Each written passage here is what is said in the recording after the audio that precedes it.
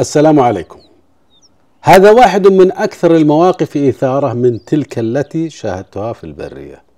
غريزة الرحمة لم تكن المظهر الوحيد خلف المشهد، وسترى كيف تجتمع مع الرحمة غرائز الخوف والبقاء والفزع والحيلة في طلب الحياة والنجاة، وكيف يدافع أو يحمي الضعيف نفسه بالتمويه والاندماج مع الطبيعة بلا حركة في سعي للنجاة من الأعداء. سآتي بالتفاصيل مصورة، لكن أشير إلى اعتبارين: الأول أن الموقف حدث فجأة أو دون استعداد مسبق، وكان ذلك خلال مهمة توثيق الحياة البرية، والآخر أني سأضيف حقائق ومعلومات حتى تدرك حقيقة كل سلوك وتعرف تفسيره. كنت لمحت بالناظور أو الدربيل جميلة، أي قطيع غزلان، هربت مبتعدة عن السيارة وهي تقتحم الرمال وكثبانها. إنما لفت انتباهي غزالة واحدة لم تلحق بالقطيع وبقيت في المكان تتحرك متنقلة خلف الأشجار، وبدا لي أنها تتعمد الاختفاء عن السيارة أو عن شيء آخر. اقتربت واستغربت أنها تخفض رأسها وجسمها عدة مرات. توقعت في البداية أنها مريضة ولم أشاهد مفترسا حولها، واستبعدت أنها مصابة بطلقة بندقية، لأني في قلب محمية واسعة ومترامية الأطراف يستحيل الصيد فيها. كنت سأتركها وأمضي في مهمتي لولا أني رأيت بالناظور كأنها تسقط على الأرض. ابتعدت بالسيارة ونزلت منها، واستغرقت وقتا أمشي راجلا حتى أصل إليها، وشاهدتها هكذا: عنز ريم، أي أنثى ريم، تأكل مشيمة الولادة، بالتأكيد بعد أن ولدت قبل قليل. وهذا سلوك فطري تتبعه بعض الثدييات حتى تخفي رائحة الدم حماية لمولودها من اقتراب المفترسات التي تجذبها الرائحة وتندفع إلى مصدرها وتفترس الصغار. وأيضا تكون المشيمة غذاء لها ولإدرار الحليب فيما بعد لرضيعها.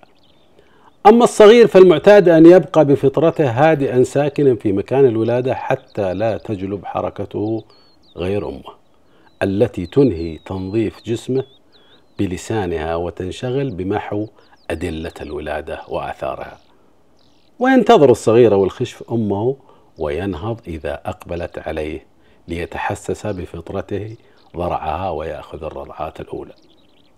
فحليب أمه بعد أيام الولادة بطبيعته هو الغذاء وأيضا المضاد الطبيعي الذي يقويه ويكسبه المناعة، علما بأنه يستطيع المشي بعد الولادة لكن لا يقوى على العدو السريع إلا بعد أيام، ولهذا تبقى الأم في المكان ولا تتركه. دفعني الفضول إلى مشاهدة الصغير، فتقدمت بحذر حتى لا تخاف الأم وتهرب مبتعدة عن صغيرها. بحثت عن أثره، وفي مثل هذه الحالة يكون منزويا خلف شجرة أو تحتها ولا يتحرك، وهذا سلوك فطري تمليه غريزة البقاء حتى لا يلفت انتباه الأعداء. شعر بوجودي فتحرك ليختبئ بفطرته هكذا في وضع لن يكون مكشوفا لبصر الطيور الجوارح مثل العقبان وغيرها من التي تهجم على الصغار. الإغراء في مشهد الصغير دفعني إلى التأمل والانتظار قليلا بينما أمه تراقب المكان، ثم اندفع الصغير بخطوات مرتعشة وكأنه يستشعر ويحدد اتجاه الأم.